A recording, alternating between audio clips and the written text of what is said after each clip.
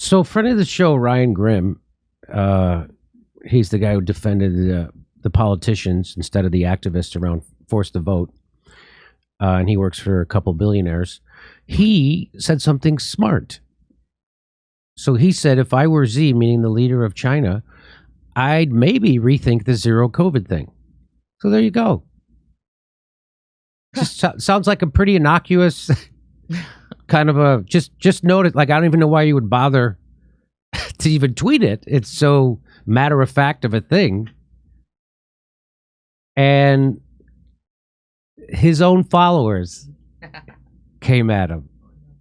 So that's what I love. It's like, oh, these are the people you've cultivated. This is the moronic, Trump deranged imbeciles that your magazine serves. So he says something super reasonable, and then the people he's cultivated come back at him. Are you Chinese? Are you involved in reporting on it? Do you have credible non-NGO sources inside? Or are you regurgitating the U.S. line on COVID for a country you're not a part of? A line which will kill over 5 million people. A line that will disable and damage millions more. Wow. Wow. It goes on. Right now, you have overt fascists occupying a quarter to a half of the government positions. They mean it's in the United States. They mean Republicans.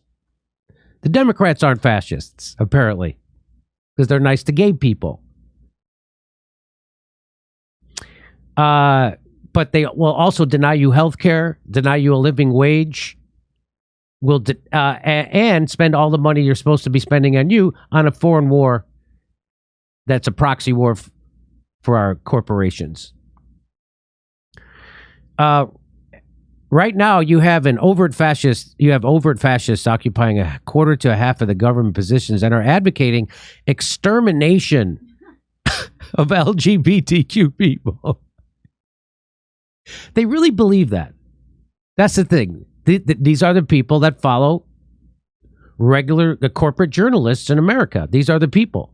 He got 54 likes on this, by the way. So, this isn't a fringe opinion for these people. This is their groupthink. Right now, you have overt fascists occupied. The fact that you can call another country fascists for a policy that saves millions and ignore the U.S. running COVID policy written by oligarchs is rich. They're ripping Ryan Grimm for this. They're on board with the Chinese communist authoritarianism. They're on board with real fascism.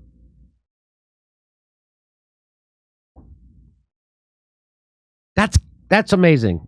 Worry about the U.S. with its let it rip COVID-19 policy. So these people want lockdowns. They are envious of China. Here's another one.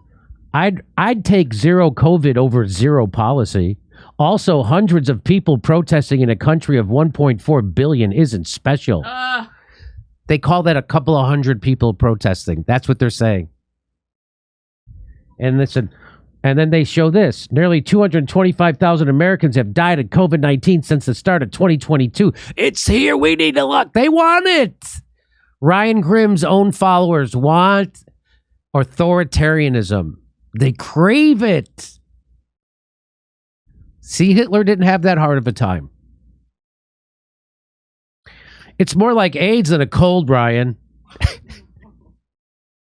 COVID is like AIDS. Really? Because most people in the United States got COVID. I got COVID 3 times. I don't think you get AIDS 3 times.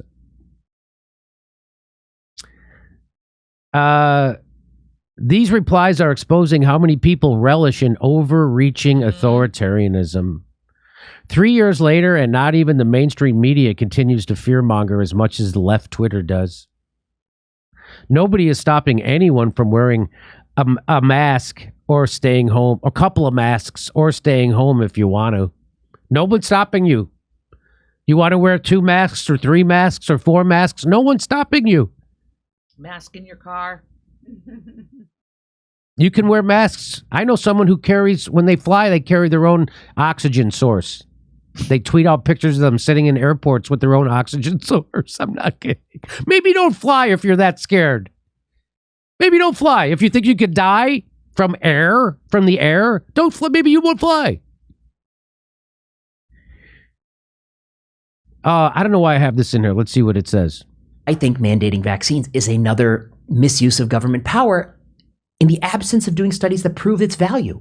Once you prove the value doesn't mean you can do it. It means you can have a discussion with the populace as to whether or not the benefit is worth the downsides. But without doing the study, you are not practicing science. You're practicing witchcraft. I mean, you're a religion. And in fact, the fact that it's so paired with political preference, to me, is deranged. I mean, the people who are still wearing N95 masks probably overwhelmingly voted for Biden. That's not good that you know their political preferences. That's really not good. Back to China.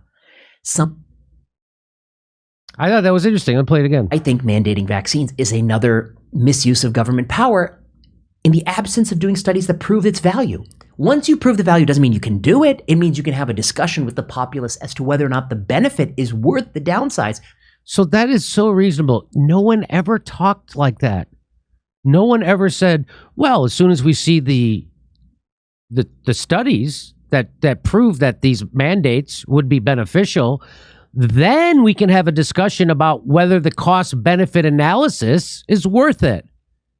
But they never even did, what he's saying is they never even did the studies. I think mandating vaccines is another misuse of government power in the absence of doing studies that prove its value.